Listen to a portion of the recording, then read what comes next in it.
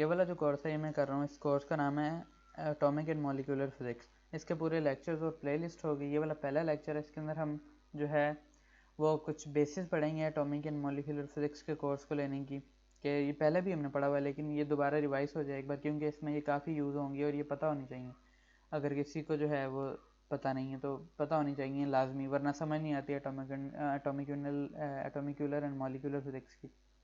Atomic and molecular physics में जो है वो हम डील करेंगे दो एटम्स या दो क्वांटम पार्टिकल्स का जो आपस में इंटरेक्शन होता है वो, क्योंकि हमें पता है क्वांटम लेवल पे जो है या बहुत छोटे लेवल पर, एंगस्ट्रॉम लेवल पर, जो दो पार्टिकल्स या दो बॉडीज आपस में इंटरेक्ट करती हैं उनका जो है सिनेरियो या जो उनकी प्रॉपर्टीज़ या लॉज होते हैं वो बिल्कुल मैक्रो लेवल की जो बॉडीज हैं जब वो इंटरेक्ट करती हैं उससे बिल्कुल डिफरेंट होते हैं।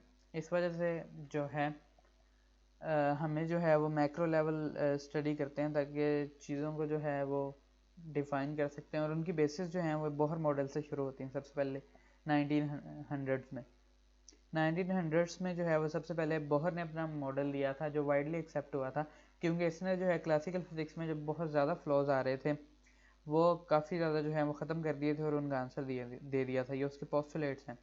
जल्दी जल्दी जो है हम इनको पढ़ लेंगे, एक बार गो थ्रू करेंगे क्योंकि पहले भी ये पढ़े हुए। सबसे पहले जो है बोहर मॉडल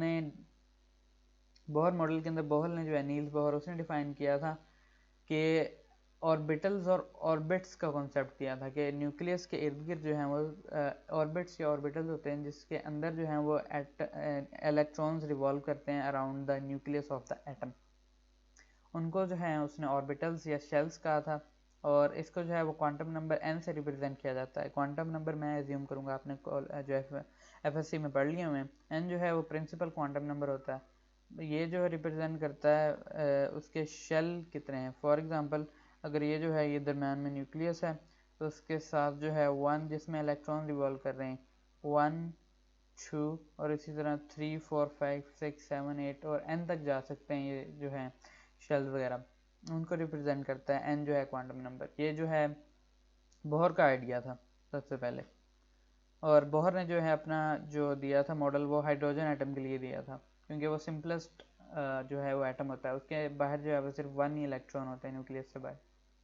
और दूसरा जो उसका पोस्टुलेट है जो बहुत इंपॉर्टेंट पोस्टुलेट है इनमें से, वो ये कि the energy of the electron is in a given orbital is quantized.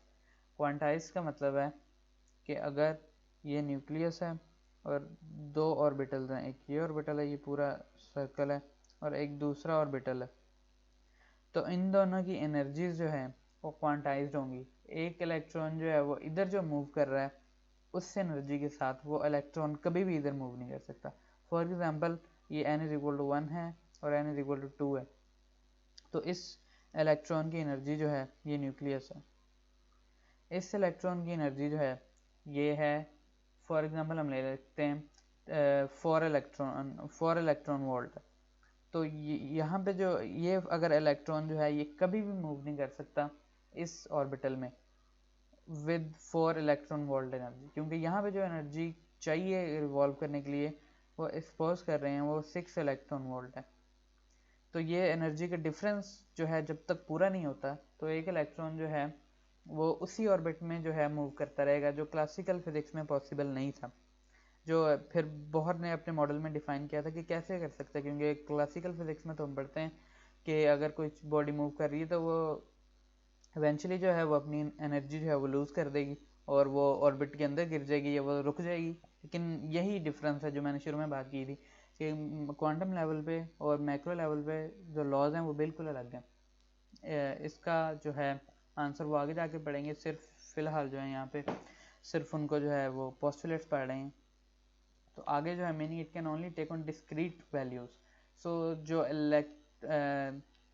Energy है इलेक्ट्रॉन की वो सिर्फ डिस्क्रीट वैल्यूज ले सकती है। डिस्क्रीट का मतलब है कि वो स्पेसिफिक वैल्यू ले सकती हैं, रैंडम वैल्यू कोई भी नहीं हो सकती। और इसका एक एक्सपेरिमेंट भी है, स्टर्न गार्लिच एक्सपेरिमेंट कहते हैं। उन्होंने एक्सपेरिमेंट किया था और भी कुछ एक्सपेरिमेंट्स है जिसके अंदर ये प्रूव हुआ था एक्सपेरिमेंटली कि हाँ स्पेसिफिकली जो है वो बस यही एनर्जीज आ सकती हैं, इनके अलावा दरम्यान में जो ऑर्बिट्स के हैं वो वहाँ पे इलेक्ट्रॉन्स रिवॉल्व नहीं कर सकता। इन्हीं एनर्जीज के अंदर जो हैं वो इलेक्ट्रॉन्स जो हैं वो रिवॉल्व करेंगे, दरम्यान में नहीं कर सकते। ये जो गैप होता है दरम्यान में एक ऑर्बिटल से दूसरे ऑर्बिटल तक, ये उसने पोस्टुलेट किया था और ये एक्सपेरिमेंटली जो है प्रूव हो गया था। और उसने बताया था कि अगर एक इलेक्ट्रॉन है उसने दूसरे ऑर्बिटल में जाने के लिए उसको एनर्जी एब्जॉर्ब करनी पड़ेगी। फॉर एग्जांपल ये इलेक्ट्रॉन है, इसकी 4 इलेक्ट्रॉन वोल्ट हम कर लेते हैं एनर्जी एज्यूम। ये न्यूक्लियस है, ये फर्स्ट इलेक्ट्रॉन है। ये जब इलेक्ट्रॉन 2 इलेक्ट्रॉन वोल्ट की हमने इसे एनर्जी और एब्जॉर्ब करवाई और ये जो है जंप करके दूसरे वाले शेल में चला गया, शेल या ऑर्बिटल में। अब ये इसके अंदर रिवॉल्व करना शुरू कर देगा, एनर्जी एब्जॉर्ब की है। और जब एनर्जी है वो लूज करेगा in the form of different things, इसको हम एनर्जी प्रोवाइड कर सकते हैं लाइट की फॉर्म में, हीट की फॉर्म में, प्रेशर की फॉर्म में। इसी तरह जो है इससे एनर्जी निकलती है वो लाइट की फॉर्म में, फॉर एग्जांपल फोटोन निकला है, तो इसकी जो एनर्जी होगी अब वो दोबारा रिड्यूस होगी और ये दोबारा अपने पहले वाले ऑर्बिटल में आ जाएगा। तो ये ओरिजिनल ऑर्बिटल था इसका। ये इसने जो है दिए थे पोस्टुलेट्स। और जो है it moves to a higher energy level and when it emits energy it moves to a lower energy level. इसका मतलब है कि जब तक वो इलेक्ट्रॉन एक ऑर्बिटल में मूव कर रहा है तो वो हमेशा के लिए for billions and billions of years जो है वो इसी ऑर्बिटल के अंदर मूव करता रहेगा करता रहेगा करता रहेगा, और दूसरे ऑर्बिटल में नहीं जाएगा जब तक कि उसको एक्सटर्नली जो है वो हमको या नेचर में किसी एक्सप्लोजन की वजह से या किसी और रिएक्शन की वजह से जो एनर्जी नहीं मिलती, तब तक वो अपने जो इस जो है मूवमेंट या रोटेशन जो है अराउंड द न्यूक्लियस या ऑर्बिट जो है इसको कभी भी नहीं छोड़ेगा billions and billions of year. यहाँ पे एक क्वेश्चन बनता है, फॉर एग्जांपल अगर इलेक्ट्रॉन इसमें मूव कर रहा है तो क्लासिकल फिजिक्स के मुताबिक जो है वो एनर्जी खत्म हो जानी चाहिए। तो फिर क्या वजह है कि ये एनर्जी जो है इसकी ख़त्म नहीं होती? हालांकि लॉस तो सेम ही है, मूव तो कर रहा है, एनर्जी तो एमिट होनी चाहिए। और अगर एनर्जी फिर एमिट नहीं होती इसका मतलब वो मूव कर रहा है, ऐसा कैसे हो सकता है? क्योंकि हर चीज़ जो है मूवमेंट में वो एनर्जी एमिट करती है। ये क्वेश्चन जो है इसका आंसर देखेंगे आगे चल के। अब आगे चलते हैं इसके तीसरे पोस्टुलेट पर। Bohr model also explain the spectral lines of hydrogen. ये जो है ये भी बोहर ने एक्सप्लेन की स्पेक्ट्रल लाइंस, क्योंकि हाइड्रोजन का जो हम जब ग्राफ देखते हैं जो बनता है उससे एमिट करते हैं, ये एक्सपेरिमेंट ही है, स्टर्न गर्लर्स एक्सपेरिमेंट कहते हैं इसको। और बोहर ने जो है वो प्रूव किया था या उसके बारे में एक्सप्लेन किया जो हाइड्रोजन की स्पेक्ट्रल लाइंस बनती हैं।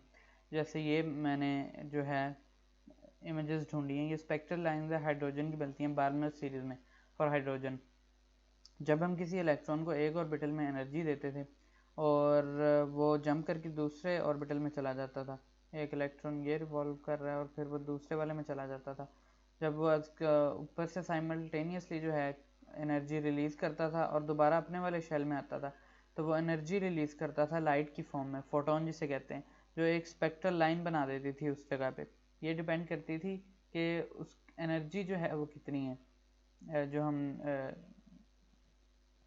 इसमें आगे लिखा भी हुआ है कि when an electron moves from a higher energy level to a lower energy level it emits a photon of specific energy। जो कि फॉर्मूला दिया हुआ उसे कैलकुलेट किया था बोहर ने। The energy of the photon determines it's wavelength. ये जो लाइट निकलती है इसका कलर जो नज़र आ रहा है ये हमने इसको कलर असाइन किया, ये असल में इस रंग का कलर जो है वो स्पेक्ट्रल लाइन नहीं नज़र आती, क्योंकि जो फॉर्मूला होता है is equal to H F का, जिससे हम जो है वो उसकी the energy of the photon determines its wavelength, उसकी वेवलेंथ फाइंड कर सकते हैं जो एमिट हो रही है। Is equal to H F होता है, इसके अंदर एफ जो है वो सी वो 1/λ हो जाएगा और एच जो है वो प्लैंक्स कांस्टेंट है, इसलिए एनर्जी जो है वो इन्वर्सली प्रोपोर्शनल है लैम्डा के वेवलेंथ के। इसलिए अगर कोई लाइट जो एमिट होती थी न्यूक्लियस ऑर्बिटल से एक्सपेरिमेंट्स में, तो उसको इस फॉर्मूले में पुट करके देखते थे उसकी एनर्जी कितनी है, तो उससे वेवलेंथ का पता चल जाता था। और इससे ये भी पता चल जाता था कि वो कौन से ऑर्बिटल में से आ रही है, क्योंकि जो है अभी हमने पिछले वाले जो है उसमें पढ़ा है पोस्टुलेट्स में कि उसकी जो डिस्क्रीट वैल्यूज होती हैं हर एक ऑर्बिटल की, कि एक ऑर्बिटल में स्पेसिफिक जो है वो एनर्जी आ सकती है, उस एनर्जी के साथ इलेक्ट्रॉन जो है वो रिवॉल्व कर सकता है, तो पता चल जाता था ये किस ऑर्बिटल से किस ऑर्बिटल में ड्रॉप हुआ है। फॉर एग्जांपल थर्ड ऑर्बिटल में से फर्स्ट में हुआ है तो स्पेसिफिक वेवलेंथ निकलेगी, वो जो है हमें पता चल जाता था उसकी एनर्जी करके और इस फॉर्मूला ये फॉर्मूला जो है वो यूज़ करके। अब जो है वो आगे देखते हैं कि आगे कौन से पोस्टुलेट्स हैं। और ये एनर्जी जो है ये आप इजीली फाइंड कर सकते हैं। बोहर ने ये फॉर्मूला ड्राइव किया था, E is equal to -13.6 electron volt over n square. n जो है वो उसी तरह प्रिंसिपल क्वांटम नंबर है, ऑर्बिटल या शेल का जो नंबर होता है, और -13.6 इलेक्ट्रॉन वोल्ट है। ये उसने पूरी कैलकुलेशंस की थी, आपने एफएससी में इनकी पूरी कैलकुलेशंस की होंगी फाइंड करने के लिए, उसके अंदर पूरी कैलकुलेशन करके ये आता है -13.6। अब क्वेश्चन जो है इसमें -13.6 क्यों आता है? -13 माइनस इसलिए आता है क्योंकि हम जो है पोटेंशियल जो है वो एनर्जी ले रहे हैं। इसका भी बिल्कुल वही रीज़न है जो ग्रेविटी का होता है। फॉर एग्जांपल ये न्यूक्लियस है और इसके जो है वो साइड्स पे एक इलेक्ट्रॉन है। इसकी जो एनर्जी है वो जब हम इसको दूर लेके जाएंगे या एनर्जी देंगे इधर से ज़्यादा, तो वो जो है पॉजिटिव होती जाएगी और इंक्रीज की बजाय इंक्रीज होती जाएगी। उसकी एनर्जी जो है बढ़ती जाएगी जितना दूर लेके जाएंगे। और अगर उस जो है जो एटम है उसकी फील्ड से ही बाहर ले जाएंगे तो हम एज्यूम करते होते हैं कि उसकी एनर्जी जो है पोटेंशियल एनर्जी वो ज़ीरो हो जाती है उस जगह जाके, जैसे ही ग्रेविटी में करते हैं कि ग्रेविटी अगर किसी चीज़ को पुल कर रही है तो उसको अगर हम इन्फिनाइट डिस्टेंस पे ले जाएंगे उससे, तो वहाँ पे जो पोटेंशियल एनर्जी उसकी ज़ीरो हो जाएगी। इसलिए जब उसको वापस लेकर आते हैं उसकी तरफ तो नेगेटिव पोटेंशियल बन जाता है पोटेंशियल एनर्जी का। इस वजह से जो है ये नेगेटिव साइन आता है। और ये जो है एक्सपेरिमेंटली और थ्योरेटिकली जो है ये प्रूव भी हो जाता है। थ्योरेटिकली जो है वो ये यूज़ भी हो जाता है क्योंकि अगर n जो है हम बढ़ाएंगे, for example n is equal to हम लेंगे 4 ले लेंगे, 4 4 16 हो जाएगा। तो ये जब डिवाइड होगा तो माइनस से नंबर बढ़ता जाएगा। माइनस फॉर एग्जांपल 10 आता है किसी का और ये -13.6 है। जब ऑर्बिटल हम बढ़ाएंगे कोई तो -10 आ जाएगा, नेगेटिव वैल्यू छोटी होती जाएगी और पॉजिटिव की तरफ जो है वो अप्रोच करता जाएगा। इसका मतलब है जब ज़्यादा हम दूर जाते जाएंगे न्यूक्लियस से तो एनर्जी जो है वो बढ़ती जाएगी। इस वजह से जो है यहाँ पे नेगेटिव साइन आता है जो सबसे क्लोज जो होता है ऑर्बिटल न्यूक्लियस के, उसके अंदर जो इलेक्ट्रॉन रिवॉल्व कर रहा होता है उसके लिए। और ये उनके बारे में बताया हुआ उसने, where E is the energy of electron, N is the principal quantum number and EV is the unit of energy called electron volt. और ये हाइड्रोजन की -13.6 इलेक्ट्रॉन वोल्ट जो कैलकुलेट की हुई है क्योंकि हाइड्रोजन के अलावा किसी भी जो एलिमेंट है, हाइड्रोजन, यूरेनियम, नाइट्रोजन या कोई भी और एलिमेंट जो है उसकी जो है पहले ऑर्बिटल की इलेक्ट्रॉन की एनर्जी ये होगी क्योंकि जो है n इज इक्वल टू 1 तो सबके लिए सेम होगा। पहला ऑर्बिटल जो है चाहे वो हाइड्रोजन हो या कोई भी एलिमेंट हो, n 1 आएगा तो उनकी एनर्जी जो है n स्क्वायर जो है वो 1 ही रहेगा, तो -13.6 इलेक्ट्रॉन वोल्ट ही आ जाएगी। ये उसका अगला पोस्टुलेट है, the Bohr model also predicts that the frequency of light emitted by the hydrogen atom when an electron moves from a higher energy level to a lower energy level is given by the formula। अब जो है पीछे postulates में उसने जो बताया था शुरू में कि एक ऑर्बिटल से दूसरे ऑर्बिटल में जाता है और फिर दूसरे ऑर्बिटल से एमिट करके एनर्जी नीचे आता है, ये एब्जॉर्ब होती रहती है और ये एमिट होती रहती है इसमें। उसका उसने फॉर्मूला भी जो है वो ड्राइव करके दे दिया हमें, E equal to H F, जैसे मैंने पहले बताया था कि वही है। यहाँ पे बस जो है सिम्बोलिज्म जो है वो चेंज किया, यहाँ पे न्यू दिया हुआ है, ये V जो है ये न्यू है, फ्रीक्वेंसी ऑफ रेडिएशन जो एमिट होती है उससे जब हाइड्रोजन जो इलेक्ट्रॉन है वो ऊपर वाले ऑर्बिटल से जो है नीचे वाले ऑर्बिटल के अंदर आता है, तो उसको न्यू कहते हैं, फ्रीक्वेंसी जो एमिट होती है। तो ये delta E is equal to आएगा न्यू एफ और nu H, E is equal to H F जो ऊपर हमने पढ़ा। डेल्टा E का मतलब है कि ऑर्बिटल्स जो हैं एनर्जी डिफरेंस से, ये E और E ये दो डिफरेंस है, ये E1 हो गया ऑर्बिटल 1 और ये ऑर्बिटल 2 है, इसके अंदर से इलेक्ट्रॉन आ रहा है नीचे एनर्जी लूज करके, ये एनर्जी एमिट होगी in the form of light कह सकते हैं, या फोटोन एमिट होगा, जो एनर्जी हम फाइंड कर सकते हैं इस फॉर्मूले से। और फ्रीक्वेंसी इससे फिर फाइंड आउट हो सकती है अगर इसको डिवाइड कर दें यहाँ पे लेकर आके। where nu is the frequency of emitted light, delta is in energy difference, इन दोनों का एनर्जी डिफरेंस कितना। फॉर एग्जांपल अगर इसका 4 इलेक्ट्रॉन वोल्ट है और इसका 10 इलेक्ट्रॉन वोल्ट है, एनर्जी जो है इस ऑर्बिटल में 10 इलेक्ट्रॉन वोल्ट एनर्जी चाहिए रिवॉल्व करने के लिए और ऑर्बिटल में रिवॉल्व करने के लिए 4 इलेक्ट्रॉन वोल्ट एनर्जी चाहिए, तो जो डिफरेंस होगा इनका वो 6 इलेक्ट्रॉन वोल्ट होगा।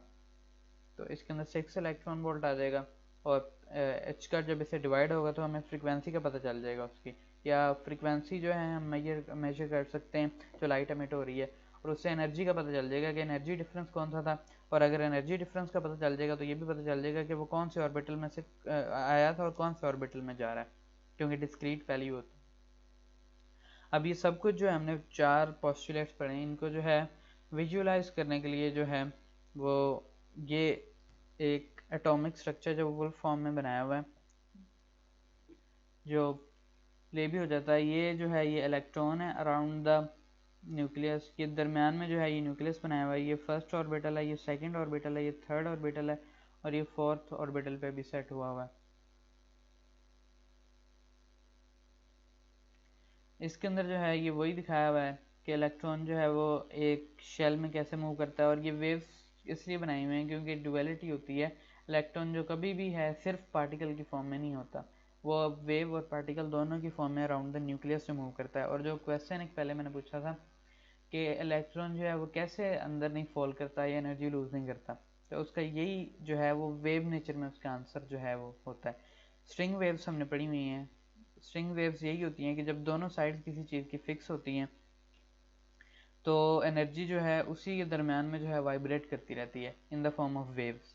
वो आइडिया जो है स्ट्रिंग वेव का आइडिया भी यहीं पे लगता है इसके ऑर्बिटल्स में। इलेक्ट्रॉन जो है वो एज अ वेव जो है वो एक ऑर्बिटल में मूव करता रहता है, और इसी वजह से जो है वो एनर्जी कभी उसकी लूज़ नहीं होती, क्योंकि वो क्लोज्ड होता है दोनों साइड से, एनर्जी कभी लूज़ नहीं हो सकती।